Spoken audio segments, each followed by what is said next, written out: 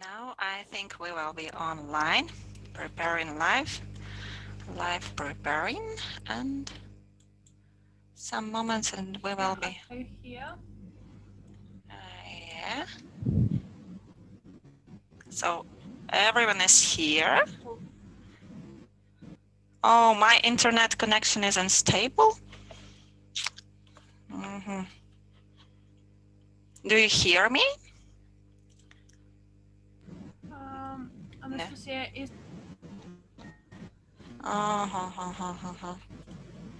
Okay, now we will do another.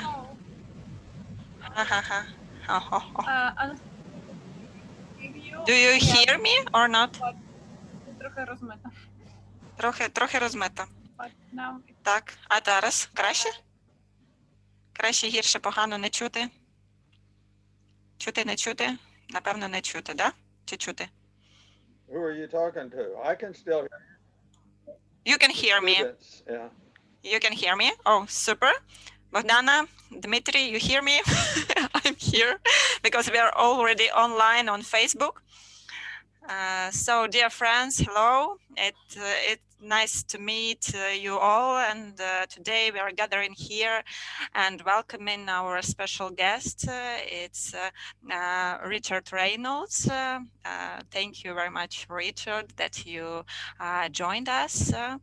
Richard was graduated in the University of Florida, worked as a programmer trainee in General Electrics for Apollon moon landing, and then graduated in computer science in University Central Florida, worked on Japanese space program, space shuttle program in Lockheed, and since 1919 he is volunteer in education.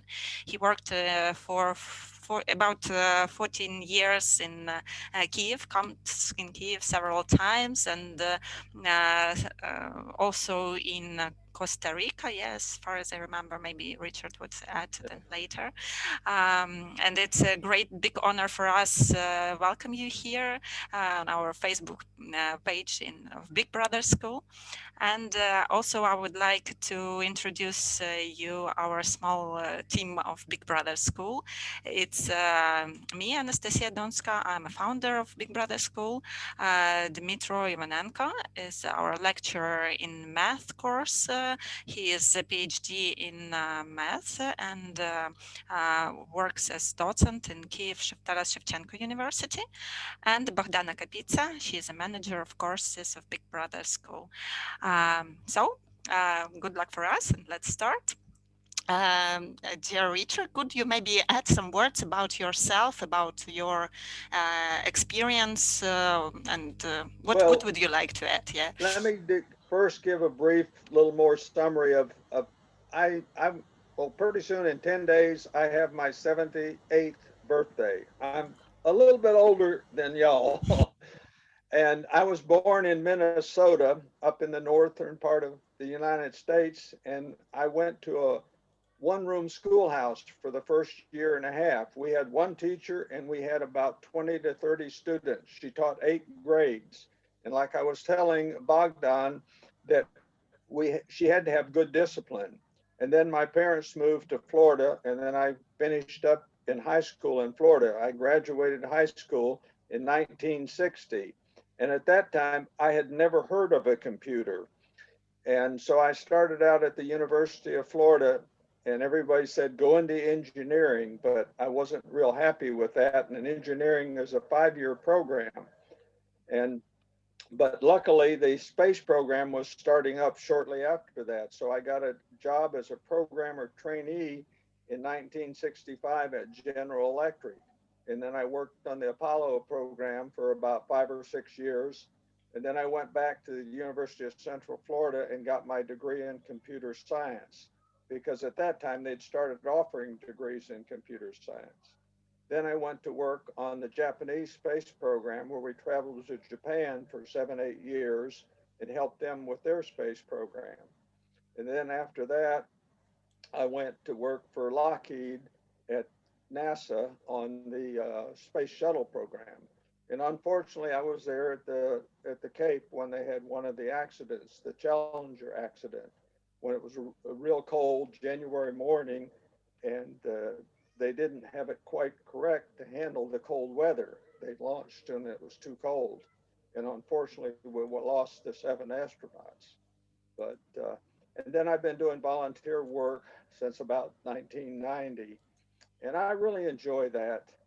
It's real fun, and I've worked with mainly second graders through about 8th or 9th graders, and children have open minds, and most of the time they want to learn. They love challenges, and that's what we've done. I basically work with basic math, addition, subtraction, multiplication, and division, because you use those all the years of your life. You have to use math.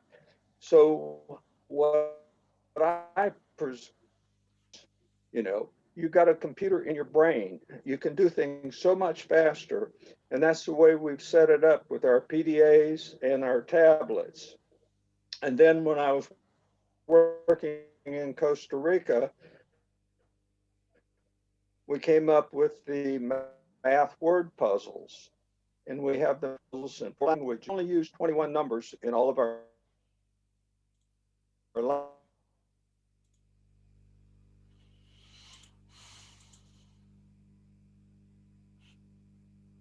puzzles that had 2 languages, English and Ukrainian, and more numbers in the puzzles, type of thing. Anybody got any questions, or I'll start answering some of the questions, or what should we do now? I think you could also, like, one of the most, we had actually one of the biggest amount of questions when we had announced the webinar with you. People very interested in it, and I had some private questions in SMS and private messages. So one of the most popular of them is to share, could you share your volunteer experience? What does it mean to you to be a volunteer in education? And could you maybe compare your volunteer work in Ukraine and Costa Rica, maybe some other fields? Well, volunteering, to me, education is the most important thing that a person can do for themselves to better their life and make more money and different things. And it's always challenging. The human being is very inquisitive. They want to find out new things. I mean, look what we've done in the last 50, 60 years. Like I say, basically when I graduated, computers were humongous things. Now, your phone is a fantastic computer, the internet, and all those things. But no, I started volunteering in Florida, and one of the systems that we did, we used the old, basically the telephones all used to be landlines many years ago. Now they're going away from landlines, everything is cell phones, so that type of thing. But we developed a PTO system where the students could practice math on a touch-tone phone, a landline type of thing. We got a lot of publicity about that. And we also put a voting system in for the parent-teacher organizations, where the students and the parents could vote on certain things. And then in 1992, I went to Costa Rica and started working with the education system down there. And that's where we developed the word puzzles. Like I say, I mainly stress the main, just the basic math, because you use basic math your whole life.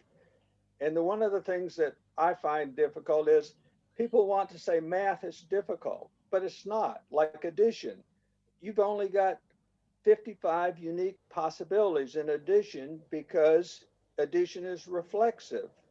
2 plus 3 is the same as 3 plus 2 type of thing. And then you just need to analyze it. Of those 55 possibilities, plus 0. Plus 0 is easy, Plus 1 is easy. Plus 9 is easy. So you just have to work on the ones you have problems with, plus 7, 8, or whatever. And that's what we've got set up. We first used the PDAs, because one time in Costa Rica, we were working with 2 schools, and about 1,200 students.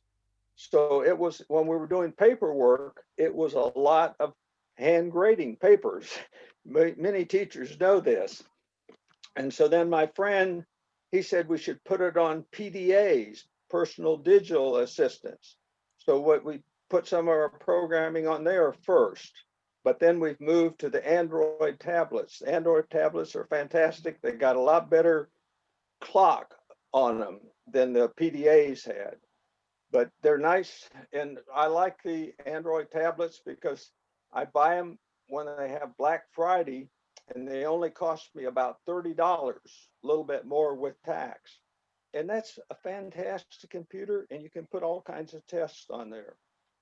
I have been to Peru a few times and worked with some students there also, and they speak Spanish like they do in Costa-Rica. So I speak.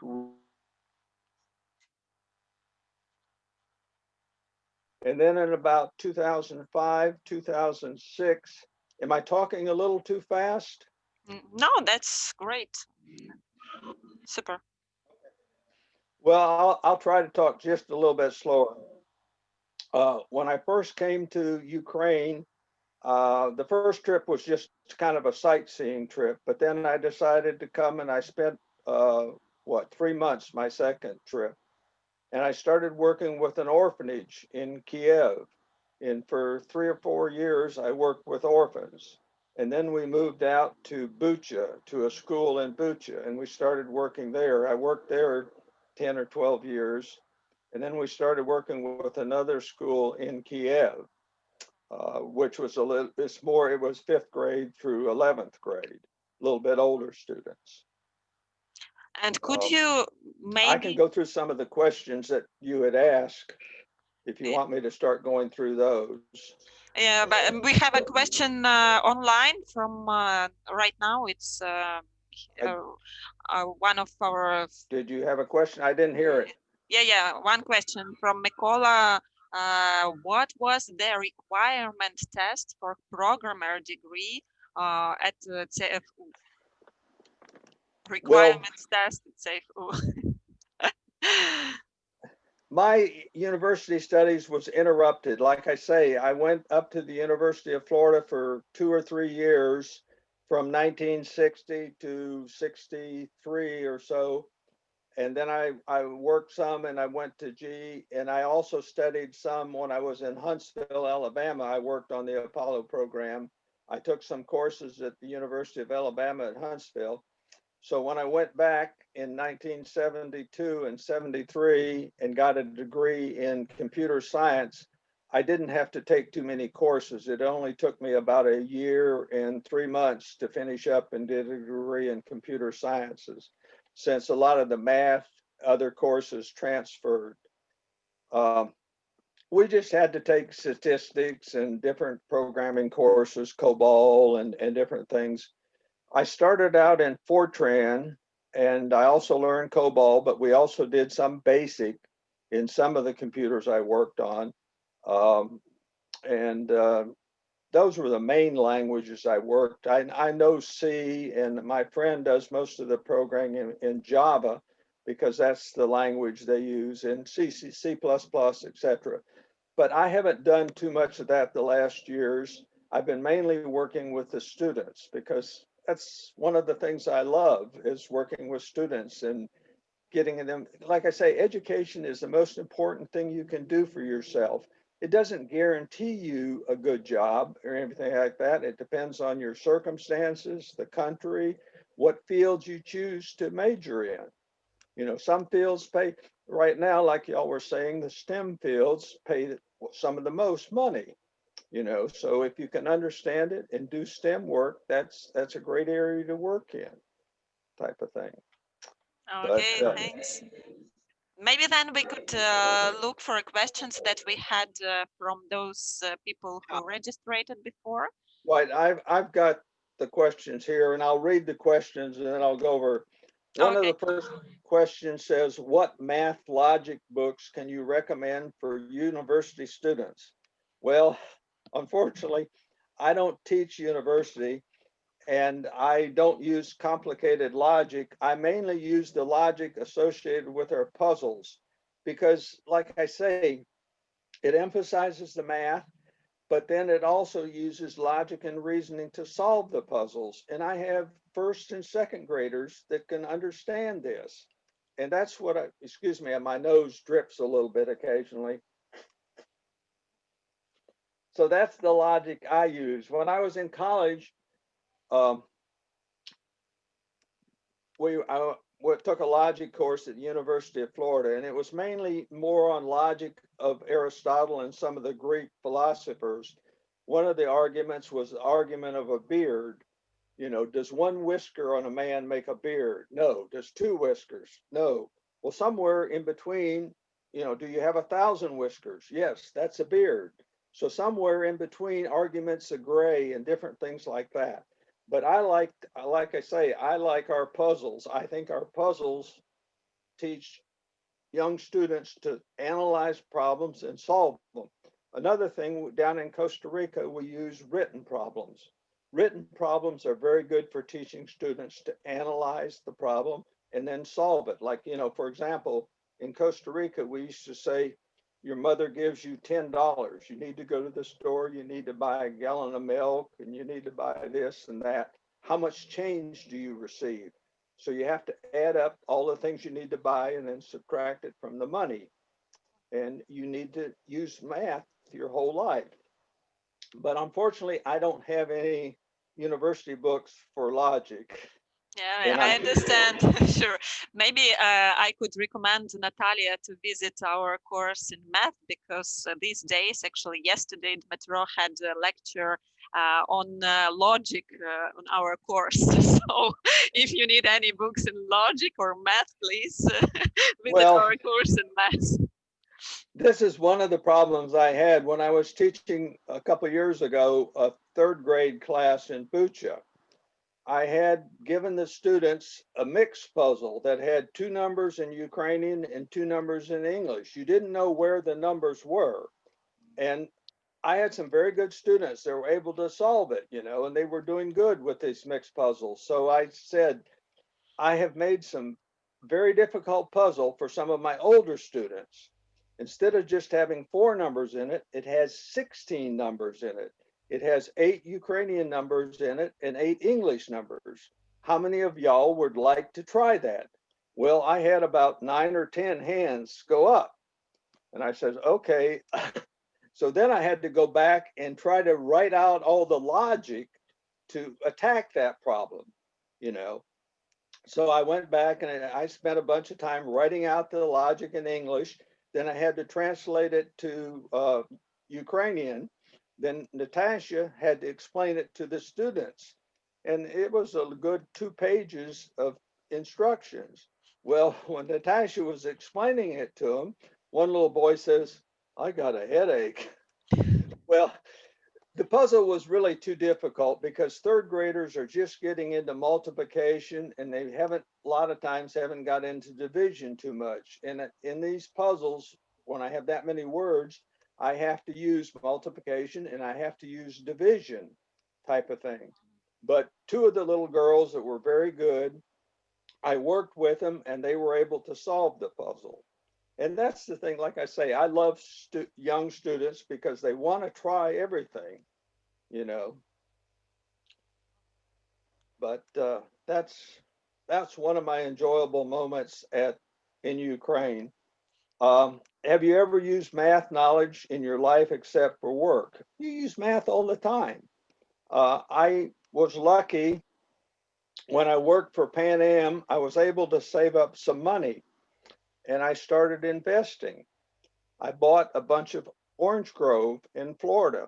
At one time, I had about 200 acres of land with about 150 acres in orange grove.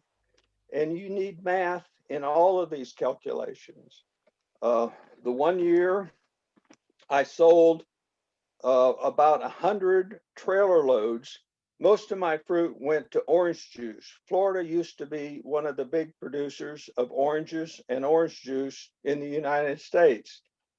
Unfortunately, we had some freezes in the 80s, which killed the trees. It got very cold. But then also there's a disease that came in about 10 years ago that's affected the citrus. The citrus production in Florida has went from over 200 million boxes a year down to about 60 or 70 million boxes.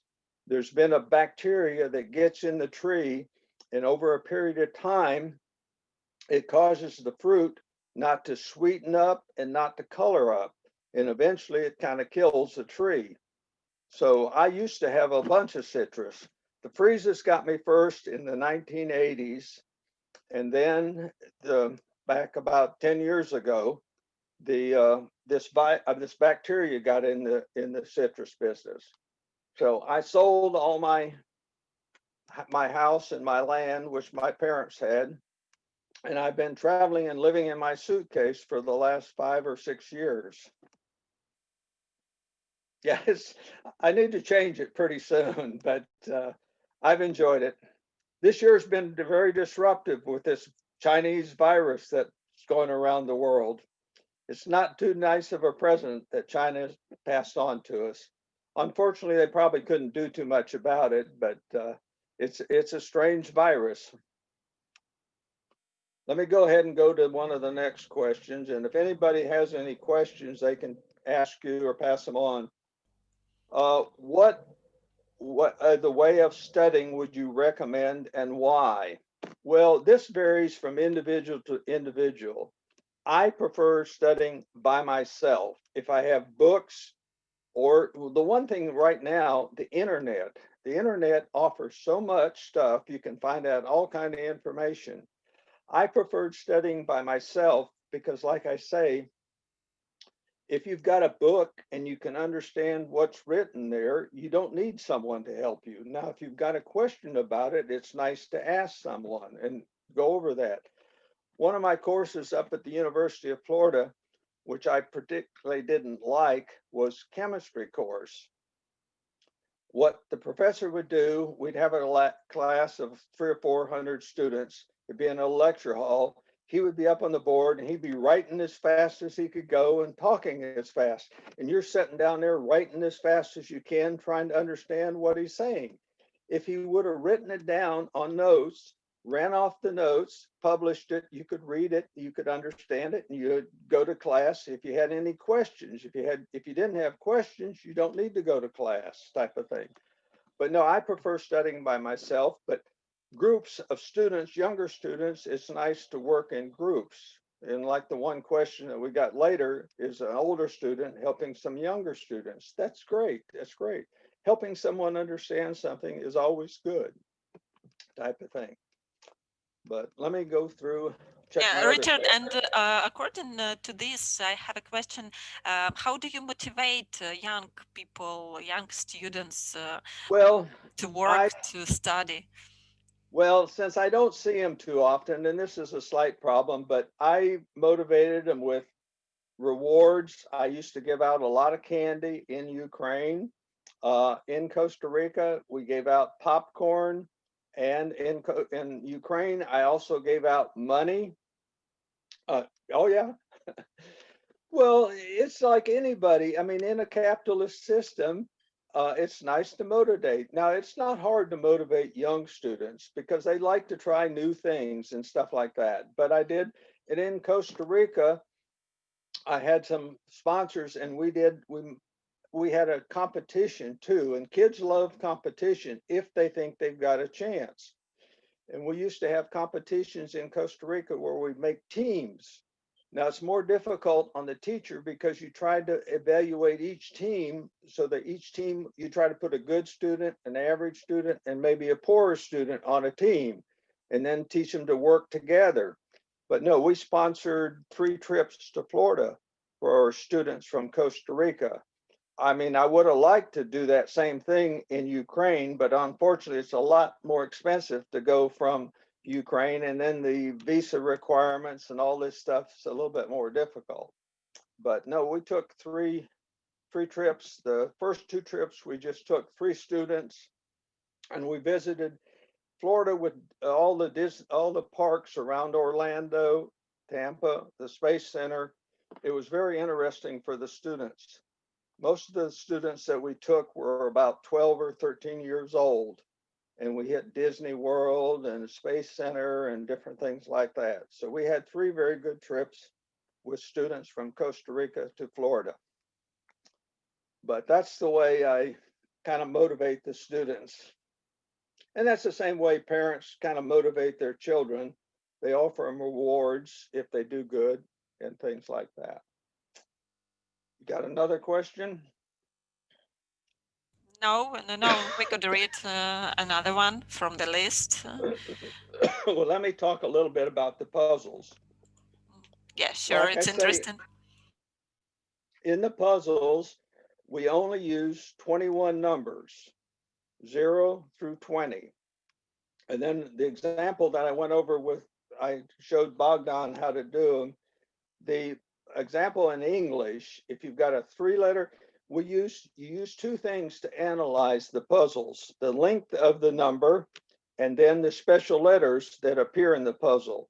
When we first started working in Costa Rica, when we first made the puzzles, we gave you all of the letters in the puzzle. Well, that's too many letters, especially in Russian and Ukrainian, where your numbers go out to 12 letters in some of the numbers. So then we started just putting the special letters, the letters that don't appear very much. Like in English, in those 21 numbers, Z only appears in 0. Y only appears in 20. So if you see a Y, you know you've got 20, and 20 is 6 letters. So if that's the only 6-letter number you got, that's where 20 goes. Well, the example that I gave, it has a 3-letter number plus a 5-letter number equals a 4-letter number. And the special letters that you're given are F, H, and W. Well, in English, W only appears in 3 numbers, 2, 12, and 20. Well, 12 and 20 are both 6 letters. We didn't have any 6-letter numbers in our puzzle, but we had a 3-letter number. So 2 goes in that first space where we had 3 letters. That uses the W. We had an F. F by itself only goes in 5 and 15. With the U, you could have 4 or 14, but we didn't have the U. So the bottom one is 5, F-I-V-E. Then we have an H. H by itself is only in 3 and 13. 3 is 5 letters, 13 is 8 letters. So 3 goes in the middle one. 2 plus 3 equals 5. So you can see if you get the answer right. If you only use the special letters that you were given and the math is correct, then the puzzle is correct, type of thing. Now you have to be a little bit careful making the puzzles.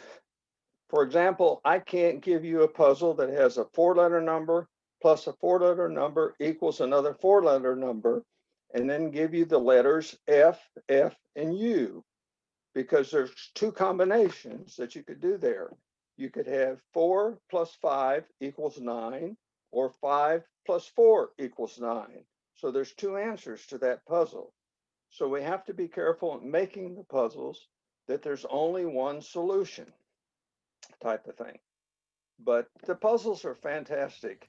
Yeah, when you're talking, it sounds a little bit difficult even for me. And you say it's solving the students, but then we with Bogdana tried to do this. We watched your video several times, and yeah, it works. And then we understood how to do it. So maybe everybody who is interested in these puzzles, we will send them your app that you have for Android tablet. So it's like. The apps don't have any data with them. See, that's the one slight problem that we have with our apps. My friend, when he designed some of these things, we designed it for teachers that could build all kinds of questions. And originally, like on the PDAs, I had apps that would show the outline of each state of the 50 states in the United States.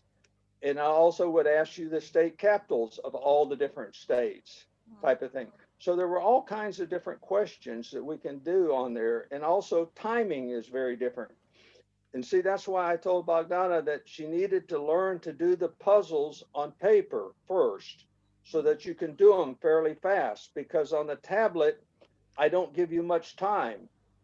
On the Ukrainian one, I've got the time a little, we can set up with the delay time. And so the way I've set it up on the Ukrainian puzzles, you have 5 seconds to look at the puzzle, and then you have 20 seconds to solve the puzzle. On English, we didn't give you any delay time. It just starts with 25 seconds to solve the puzzle. And if you haven't done the puzzles before, okay, you've got up the puzzles there now. Yeah, Okay, I you've got to give an example in live stream, Richard. Okay, you're going to give the first one in Ukrainian? Yeah, let's try in Ukrainian. Okay, well, the first one, you've got a 12-letter number minus a 6-letter number equals a 5-letter number. And like I told you, in Ukrainian, there's only 2 5-letter numbers, shest and bisim. So you don't have the letter for shest, so the bottom one is bisim, okay? Now you've got an E. The E only goes in 9, 10, and 19. So you know the second one is either 9 or 10, and then the M has to go in the top one, and it's bisim nacic. Bisim nacic minus jevic, 10 equals bisim. 18 minus 10 equals 8.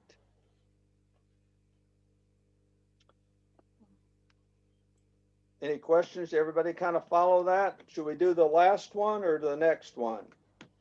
I think it's better to give, we'll send this example for the people paper, because, right. because doing this online makes, it makes more difficulties when you do it online.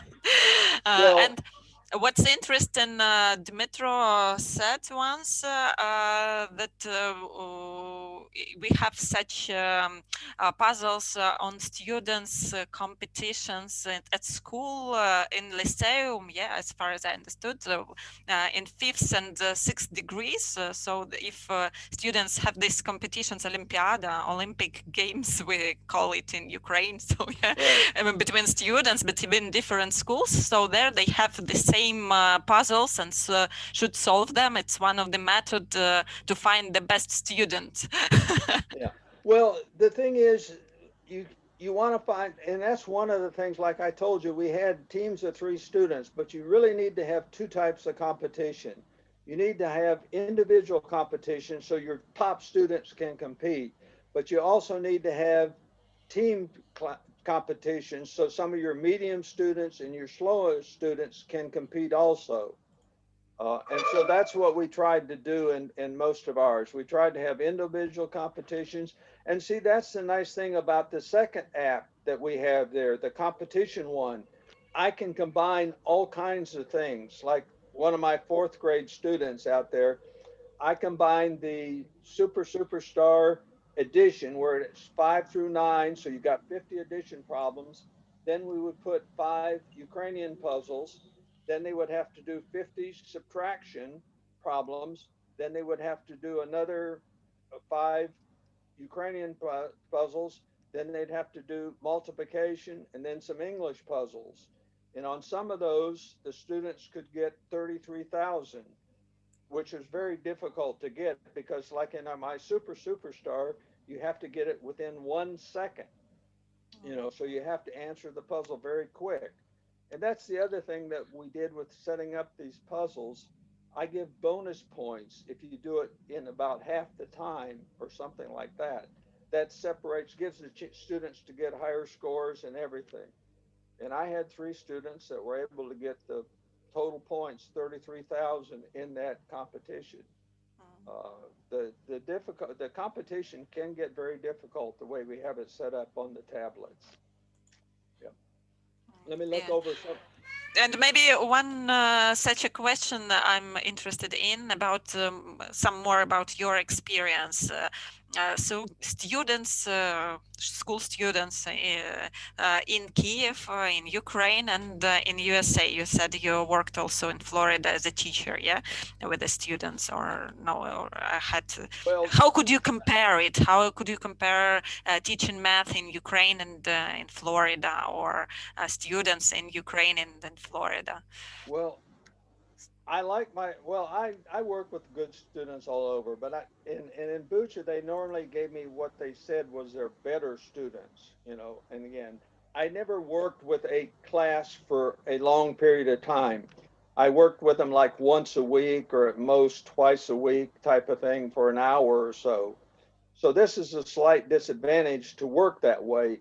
I'm not able to track all my students, and I might work with them for a couple months, and then I have a different group of students and different things like that.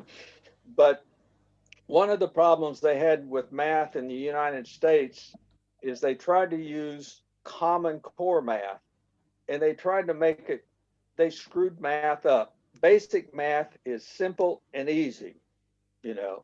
Now, I mean, some people have more problems with it, but that's why we set up the tests. I set them up on the tablets and on the PDAs with the different times. We start out with 6 seconds and 3 seconds for till you get used to it. Then you can move up to 4 seconds and 2 seconds. And then what we have, the ones called superstar, you only have 2 seconds and 1 second to solve them, type of thing. But math, like I say, they had teachers that didn't understand math, because most of the people that are good in math didn't go into teaching because they could make a lot more money in engineering, programming, other fields type of thing. So some of the math teachers people didn't like. And math, like I say, math is the simplest subject that there is. And it's, you know, I mean, because it's exact. Now you get up into higher math and you get into some of the theorems and trying to prove things like that, it gets more complicated. But basic math and basic logic is very easy and simple. Problem solving, like I said, that's the nice thing about these puzzles. It teaches some problem solving, and then also with the written problems and things like that, it's good. But I can't really tell you the exact difference because I've never taught math in the classroom where I taught for a long period of time. It's mainly with these puzzles and just basic math. The one question you have, like I say, with the volunteers, when I would make some of these difficult puzzles, my students would work together to try to solve some of the difficult puzzles. And again, it works. It's a very good technique. Sometimes, like I say, I always work better by myself because, you know, I don't know exactly why. It's just because I was reasonably smart and had a very inquisitive mind and those type of things. One of the questions is, difference, tell me more about studying in the U.S., interesting traditions and customs. Well, as you all know, United States is a very diverse place. You know, we have people from all over the world.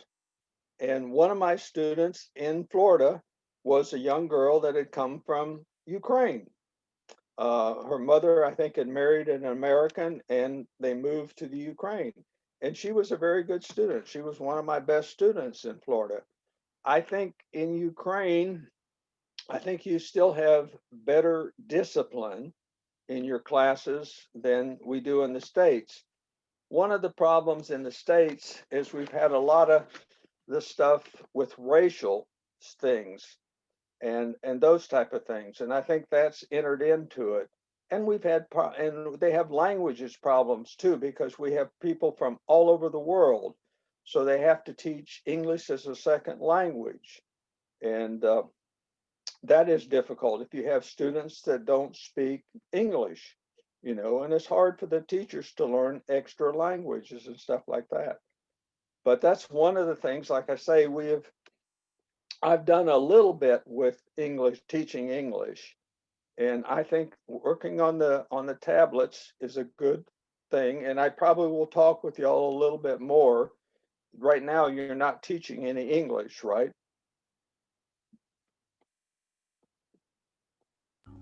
But like I say, in the conversation, I know when I was learning Spanish in Costa Rica, you know, you knew about this much, say good morning, good afternoon, different things like that. They tell you to go out on the street and start talking to somebody. And it was a disaster. You'd go out there and you'd ask them a question. And they go, you know, they'd rattle off real fast. Then you have to say, slower, please, repeat, please. And then finally you'd say, escribe, por favor, write it, please. So they, oh, okay, that's what you said, type of thing. But we have very limited tests that we do on the tablet, and I did on the telephone system too. And I can explain those to you a little bit later and stuff like that. But there's cost to come to the US and study at a college level. One of the young girls that I knew in Costa Rica, they have high school exchange programs sometimes where students can go for a week, or sometimes they can go for a year. One of the students I knew in Costa Rica, he was able to go to high school in Canada for 2 years. He got accepted on some scholarship, and then he went to the university in the States. But it varies.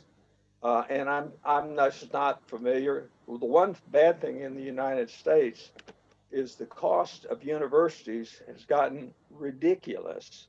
Some universities, they cost $50,000 to $60,000, $70,000 a year. And so many students graduate with $100,000 worth of debt or more, which is crazy. Excuse my language. Your universities in Ukraine are not that bad. I don't know what they are, but it's much better than in the States in some of the universities. And we have one more question according I'll to look Matt. over my list again, see if I missed anything. Yeah, but we have one more question here that is that comes to us in messages. So is it necessary to have basic knowledge of math in order to work in business and entrepreneurship? So if you want to start a business and like an adult world, Right. do you have to study math before or not? Well, Maybe this question is actual for Dmitro too. Yeah. Well, if you've got the basics in addition, in math, you can do a lot. You do need to understand some of the concepts of logic and reasoning. See, like I say, I was worked for Pan Am and we traveled to Japanese on the Japanese program. I was able to save up some money. And so then this is the thing that you want to try to do, invest in some business or something like that. Now, it's very difficult. It's not easy. The internet has been one of the biggest booms for a lot of people. Like right now in the United States, have had something to do with the internet, like Bill Gates, like Facebook, Zuckerberg on Facebook. They've made billions of dollars in those things, type of thing. So the internet has things, but anytime starting a business, but you have to analyze those things. It was the same way, like I say, when I bought my orange groves. Now, anytime you're making an investment, it's always, you have to study, is it going to work? You know, and you're not sure of those type of things, but it's best to have some good math background. Yes. I don't know, Dimitri can probably tell better what courses to take in Ukraine. But you also need to know about laws and regulations and all of those things, because all of those affect you. It's just like right now with this COVID thing in the States, many restaurants are going out of business. You know, they had a viable business back a year ago before the virus hit, but they've closed up a lot of small restaurants and stuff like that. So they can't make any money now. So, you know, things like that enter into any business decision that you make. Yeah. Yeah, maybe Dmitro had Okay. some. No. Oh, okay. Then another questions that we have, Richard, maybe there are last or not. Do you have any questions in your list that we sent you before? Yeah. In your list, you have any questions? Oh, yeah. I think I've answered most of them. This is the one thing I think we need to study, just like, okay, our government, I think back when our founders found it back over 200 years ago, they did a fantastic job of setting up a free government. But things have changed tremendously since then with transportation, with communication, with airplanes. Everybody's traveling all over the world now. They've stopped a little bit lately with this virus. This has caused many problems, but you need to evaluate things. We were set up as a representative democracy, and most democracies are that way. You vote on representatives too. Nowadays, you could set up a true democracy where the people have much more control than your representatives, because it would be easy to vote. See, we set this up back 30 years ago on our Parent Teacher Association. One of the other things that I like too, and we had a problem when we did this, we let students, they had kindergarten through 5th grade at this elementary school I worked at. And when we set up the voting system, we let students vote. And some people, some adults, students, they can't vote. They don't know. But I mean, we weren't voting on difficult things. The one time we voted on two things. We had to test out the system. Back in 92, we had a presidential election. We had Bush, the first Bush president, Clinton, and Ross Perot were running for president. That we had three main people. So that was what they voted on the first time. The second time we voted on PTO items, spending $50 for a newspaper, a couple other things. I don't remember exactly. But the thing to do, encourage the students to participate and to get their parents to participate. Any class that got 90% participation of the students and the parents. Now, it was difficult setting up the database because we had to tie the parents to all their students, because some parents had 2 or 3 students at the school. They might have a first grader, they might have a fourth grader, but their vote could only count once. But it would have to be paired with each classroom. And we had 4 classrooms that had 90% participation and those type of things. And the students basically did the same as their parents. And it's nice to encourage young people to participate in government. And that's what you need to have in a democracy. Participate in government and study math. Yeah. Well, you need to study all of them. When our first program we started out, we called it the Smart Kids Club, and it stood for science, math, art, reading, and technology. That's what our acronym was. And you need all of those. You need language before you need math. You've got to understand, and that's what children first learn. They learn words, then they learn sentences and things like that. And then when they get to school, at home, they don't worry too much about the grammar. The parents try to help them with the grammar, but the grammar is much more complicated, And that's, like I say, basic math you need all your life. So you just need to learn it well. And this is one of the things we try to teach the students. Don't use your fingers because you've got a computer up between your ears. And it works so much faster than sitting there, 15 minus 5. It's crazy.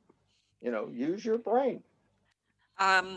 Our time comes to end, our time of webinar, and maybe one of the last questions I have here is if you think, not you, a person, if a person thinks that she has no natural abilities to learn math, what to do? Or do you think, is there such a division of natural abilities of people, mathematical and not?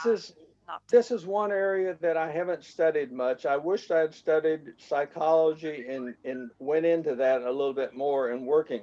We had one of our young ladies at the orphanage. She didn't like doing at that time we were using PDAs to do the puzzles. She didn't like she liked doing the puzzles on paper. She didn't, and she was a little bit slower probably, but she could do them on paper. She didn't like doing them on the PDAs because I didn't have too much time. She was stressed to do them there. And people, you know, this is like I say, since I haven't studied psychology, I don't understand that. I don't understand, you know, somebody having a 140 IQ where they're a genius and somebody having a 60 or 70 IQ. I don't quite understand all of the differences. I think everybody can learn, you know. Now, some of them have more difficulty learning. And that's, like I say, that's kind of why we set up the basic math with the different timings. You know, you learn first at the 6 seconds and 3 seconds. Then if you do well at that, then you can move up to the 4 seconds and 2 seconds. And if you can master that, then you can try the 2 seconds and 1 second. But your ability might stop at the 4 second and 2 seconds, possibly. I don't know. You know, like I say, I haven't studied psychology that much, but I think everybody can learn. Now, people learn at different rates, different speeds, different things. They have different interests and stuff like that. Now, that's the one thing we do on our tablets. Since I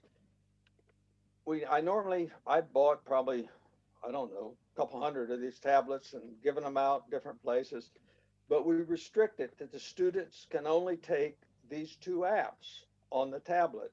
They can't use the internet, they can't use the camera and those type of things because they like to play around. And there's good, I mean, that's okay too, but we wanted them mainly to practice math and puzzles, type of thing. Thank you very much. You have such a strict approach in teaching math. It's really great. Thank you for sharing your experience. It was interesting and it was motivating to look around your puzzles and another that are given maybe for adults. It's our aim in Big Brother School to teach also adults in math. So who is interested, please join us. All those who watched us but didn't understand some parts because of English, please find the record of our webinar in YouTube, our channel in YouTube, Big Brother School UA. In a couple of days, you will find there the record of this webinar with the translation subtitles. So please, always welcome. And all people who registered or also wants to have to have an app from Richard and example of these puzzles, please send us your email and we will email you puzzles, maybe for children, for yourself. It will be really interesting because actually for me it was interesting. I don't know, I'm not a mathematician, but like in an everyday life, it's interesting to move your brain in a math direction. Right. You want to keep using your brain, and you know that's one of the things you want to do, and you want to always try to keep learning new things, and that's a nice thing with the internet and the telephones, where you can get on the internet via your telephone and check out all of the different facts from all over the world, type of thing. Yeah, thank you very much, Richard. Thank you for joining us and joining your ideas. Thank you, Dmitry, Bogdana. It was nice to see you, and see you all on our next webinars. Please join us next time to follow our schedules on the website and in our social media pages. Thank you all. Bye. Thank you. Goodbye.